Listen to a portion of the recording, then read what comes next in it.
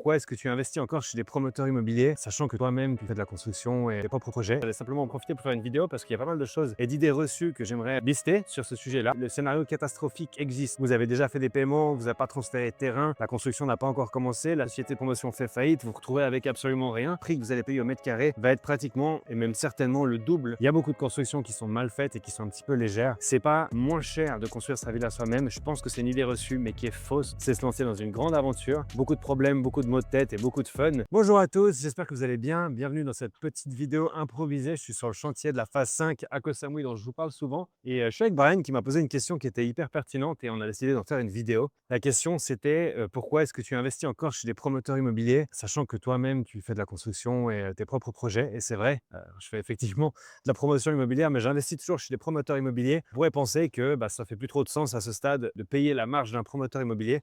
Et donc aujourd'hui, je me suis dit que j'allais simplement en profiter pour faire une vidéo parce qu'il y a pas mal de choses et d'idées reçues que j'aimerais lister sur ce sujet-là, et les avantages en fait à construire sa maison soi-même et les avantages à investir chez un promoteur et pourquoi est-ce que je fais encore de l'investissement aujourd'hui chez des promoteurs immobiliers malgré le fait que je puisse tout faire moi-même. Déjà, la première chose quand on fait une construction soi-même, c'est qu'on peut parfaitement personnaliser.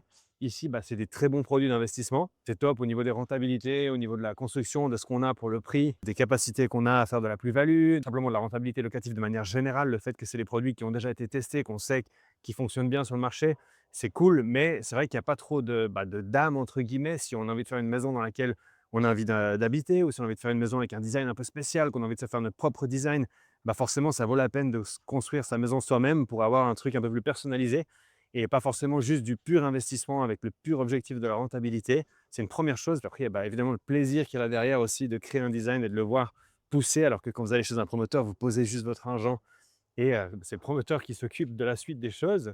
Et il y a un autre élément aussi, c'est la prise de risque quand vous faites une construction vous-même. Alors évidemment, il y a des risques légaux, juridiques à faire une construction soi-même. Il faut faire attention quand on achète le terrain. Il faut faire attention au niveau de la construction, à qui on fait confiance, faire une due diligence et compagnie. Mais quand vous achetez chez un promoteur, si vous n'avez pas forcément les bonnes ressources ou vous ne connaissez pas forcément le bon promoteur, eh bien, il se peut que le promoteur fasse faillite. Le scénario catastrophique existe. Vous avez déjà fait des paiements, vous n'avez pas transféré de terrain, la construction n'a pas encore commencé, la société de promotion fait faillite, vous vous retrouvez avec absolument rien. Alors que c'est vrai qu'il y a quand même plus de contrôle quand on fait une construction soi-même, parce que d'abord, vous sécurisez le terrain, ensuite, vous sécurisez la construction, vous financez la construction au fur et à mesure, vous pouvez changer de société de construction au milieu. Donc, on va dire qu'il y a peut-être plus de petits risques quand on construit une maison soi-même, mais il n'y a pas le risque explosif total où le promoteur fait faillite et vous perdez absolument tout. C'est quand même un élément relativement important. Et puis après, justement, il y a une idée reçue, c'est qu'on ne paye pas la marge d'un promoteur immobilier quand on fait notre construction nous-mêmes. Alors c'est vrai, quand vous achetez un terrain, que vous payez une société de construction, il y a une personne en moins qui fait une marge, parce que quand vous financez la construction d'une villa, que ce soit celle d'un promoteur ou que ce soit la vôtre, il y a toujours la personne qui vend le terrain qui se fait un bon billet, la personne qui construit qui se fait un billet, et puis le promoteur qui se fait un billet. Et c'est vrai que quand vous construisez la maison vous-même, on peut avoir tendance à penser que le fait de couper un des 3 éléments, à savoir le promoteur, fait que ça va vous coûter moins cher. Mais en fait, la réalité, ce qu'il faut savoir, c'est que là, typiquement, on est sur un terrain qui fait à peu près 2 rails et demi, je crois. On est dans les 4000 m² de terrain. Le promoteur qui achète un terrain de 4000 m² pour faire un projet de villa va payer le mètre carré de terrain beaucoup moins cher que la personne qui va faire sa villa soi-même. Et ça, c'est quand même une chose à prendre en compte, c'est que quand vous achetez une parcelle, par exemple de 400 m² pour faire une jolie villa dessus, le prix que vous allez payer au mètre carré va être pratiquement et même certainement le double du prix au mètre carré payé par le promoteur sur un projet comme ça. Donc en fait, le coût du terrain est déjà beaucoup plus faible pour un promoteur immobilier. Ensuite, un deuxième élément, c'est au niveau de la construction. Quand vous prenez une société de construction pour venir construire une villa chez vous, vous achetez une parcelle, vous faites venir une société de construction. Cette société de construction doit tout mobiliser, l'équipement, le matériel, tout sur ce chantier pour vous. Et donc forcément, son coût va être beaucoup plus élevé que la société de construction qui s'occupe ici de 8 villas en même temps. Ils ont un deal beaucoup plus intéressant, ils font de l'économie d'échelle, donc forcément, ils viennent avec un prix de la construction en mètre carré qui est beaucoup moins élevé que celui que vous avez sur une villa unique que vous construisez chez vous. Donc le fait que le promoteur paye autant moins cher pour le terrain et autant moins cher sur la construction fait déjà que l'argument de couper la marge d'un promoteur ne fait pas forcément sens. Et donc, en fait, on se retrouve des fois à investir comme ça chez un promoteur immobilier et à faire des meilleures affaires et surtout à économiser beaucoup plus d'argent que si on faisait la construction soi-même de A à Z. Ensuite, un autre désavantage à construire sa maison soi-même, c'est que vous ne faites pas d'économie d'échelle comme le fait un promoteur sur, par exemple, le forage, parce qu'ici, il y a un forage qui alimente l'eau pour tout le projet, et également les murs de séparation. Par exemple, si vous avez juste une maison, elle est entourée de murs de séparation. Si vous avez plusieurs maisons, les murs de séparation font le travail pour deux maisons, forcément, vu qu'il y a un seul mur entre deux maisons, il n'y a pas deux murs. Et pareil pour les routes d'accès, en fait, vous devez construire une route d'accès qui amène pour une seule villa, alors qu'ici, c'est une route d'accès pour 8 villas. Pareil pour faire venir l'électricité, le PEA. Donc, si vous devez faire venir un transformateur pour ajouter de l'électricité dans votre propriété, avoir un transformateur, et ça peut vite coûter 500 000, voire 1 million de bahts, donc vite 25 000 euros, en avoir un pour une villa, forcément, coûte beaucoup plus cher que d'en avoir un pour 8 villas. Donc, il y a cette économie d'échelle que vous n'avez pas, en fait, quand vous faites de la construction vous-même, quand vous faites votre villa vous-même. Et puis, encore un autre élément qui est hyper important et hyper complexe, c'est le conflit d'intérêts qu'il y a, en fait, vous, si vous engagez une société de construction et la société de construction. Parce que la société de construction va chercher à maximiser sa marge. Et pour maximiser sa marge, elle doit minimiser ses dépenses. Et en fait, quand vous engagez une société de construction, vous vous accordez sur un prix total, donc un prix au mètre carré. C'est pareil. Et si par exemple vous avez 300 mètres carrés de construction, vous payez 20 000 bahts le mètre carré, c'est 6 millions de budget pour construire la maison. Et vous devez faire la liste des matériaux, bien sûr, suivre un plan. Mais de manière générale, ce que la société de construction va chercher à faire, ce n'est pas à maximiser la qualité de la construction, c'est surtout maximiser sa marge. Donc si elle a deux options entre un produit de meilleure qualité et un produit de moins bonne qualité, il faut savoir qu'elle va être facilement encouragée à aller vers un produit un peu moins cher pour maximiser sa marge plutôt que de chercher à faire la meilleure qualité de construction possible et perdre sur sa marge. Quand vous achetez chez un promoteur immobilier, le conflit il est déjà géré par le promoteur. C'est-à-dire que le promoteur a un standard, il vous donne une brochure, il vous donne une liste de matériaux, vous pouvez voir le track record de ce qui a été fait dans le passé, et donc vous saurez ce qui va être fait sur le chantier. Et là, en l'occurrence, typiquement, ce promoteur-là, c'est même pas une société de construction, ce promoteur a engagé l'intégralité des équipes de construction. Et donc, en fait, vous n'avez pas ce conflit-là parce que c'est le promoteur qui achète les matériaux qui sont contractualisés dès le début.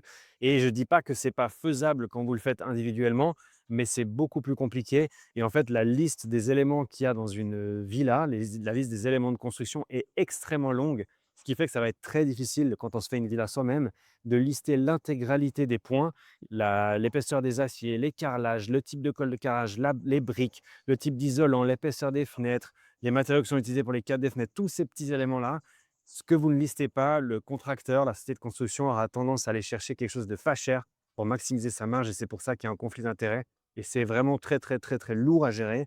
Et c'est pour ça que, une fois de plus, construire sa maison soi-même, c'est quand même complexe et ça peut quand même être plus difficile et aussi beaucoup plus coûteux que d'investir directement chez un promoteur. C'est pour ça qu'aujourd'hui, j'aime bien encore faire des investissements chez les promoteurs parce que je n'aurais pas le temps sinon de gérer chacun de mes investissements de A à Z, de superviser les sociétés de construction, de m'assurer que tout se passe bien. Et après, il y a quand même encore un élément hyper essentiel aussi, c'est la revente, parce que bien souvent, dans le passé, les investissements que j'ai faits chez les promoteurs, c'était pour les revendre derrière, surtout à Phuket. Et en fait, ces investissements que j'ai revendus venaient d'un promoteur qui avait déjà un track record, donc un portfolio d'investissement qui était fait. Et forcément, quand vous vendez le bien d'un promoteur, vous avez la brochure du promoteur, vous avez la marque du promoteur, vous avez l'historique du promoteur, vous pouvez montrer les constructions, les villas qui ont été faites.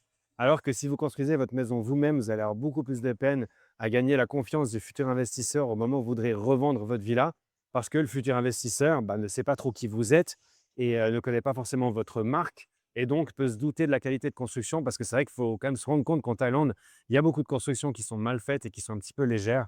Et donc, voilà, c'est une fois de plus une prise de risque assez importante de construire sa villa soi-même, surtout au niveau de la revente. Alors, une fois de plus, ce n'est pas un absolu. On peut documenter de A à Z la construction, on peut faire des photos de A à Z de tous les éléments de la construction, mais c'est beaucoup de travail pour justifier un jour que vous avez fait un produit de qualité, que vous allez revendre à un futur investisseur qui, lui, quand même, doit être relativement ouvert d'esprit pour venir acheter chez vous, alors qu'il n'y a pas de marque sur le produit, contrairement à un promoteur qui offre une certaine garantie et qui offre d'ailleurs des garanties parce que le promoteur donne 5 ans sur la structure, donne quelques années aussi sur les matériaux et l'électricité. Donc voilà, c'est toutes ces choses-là en fait qui font qu'aujourd'hui, je pense que c'est quand même plus facile, en tout cas pour un investisseur pur et dur, d'aller investir chez un promoteur. C'est pas moins cher de construire sa villa soi-même. Je pense que c'est une idée reçue, mais qui est fausse parce qu'on perd du temps, de l'argent sur la construction qui devient cher, de l'argent sur le terrain qui devient cher. On ne fait pas l'économie d'échelle sur les puits, sur l'eau, sur l'électricité, sur tous les murs, la préparation, les routes. Et donc, en fait, globalement, je pense que construire sa maison soi-même, c'est un truc qu'on fait par passion. Moi, je le fais par amour de l'immobilier. J'aime beaucoup le design, j'aime beaucoup la construction, j'aime suivre un chantier, j'aime travailler avec mon associé et voir les ouvriers qui avancent et un projet qui évolue. Mais c'est vrai que globalement, en fait, au final, la complication que ça représente par rapport à ce que ça rapporte, fait réfléchir au fait de est-ce qu'on construit vraiment nos investissements nous-mêmes ou est-ce qu'on va chez un promoteur immobilier. Et donc, je pense que ça vaut la peine de construire soi-même, mais à condition de faire en tout cas 4 villas, 6 villas ou 8 villas dans l'idéal. Et comme ça, vous commencez à avoir des vrais deals, des vraies affaires, un vrai réseau et des vrais prix surtout sur le terrain à la construction. Et si c'est pour faire juste un investissement unique, construire sa maison soi-même, c'est se lancer dans une grande aventure. Beaucoup de problèmes, beaucoup de maux de tête et beaucoup de fun. Mais c'est avant tout quelque chose qu'on fait en fait pour la passion et pour le plaisir. Et je ne pense pas vraiment dans une logique d'investissement que construire une maison soit vraiment quelque chose de pertinent. Donc voilà pourquoi aujourd'hui je suis ici et pourquoi j'investis encore dans ce type de projet. J'espère que ça a répondu à ta question, Brian, en même temps qu'on a fait une vidéo sur YouTube. N'hésitez pas à mettre un commentaire, n'hésitez pas à prendre contact aussi si vous avez des questions par rapport à tout ça. Je vous souhaite une très bonne journée et je vous dis à bientôt. Ciao, ciao.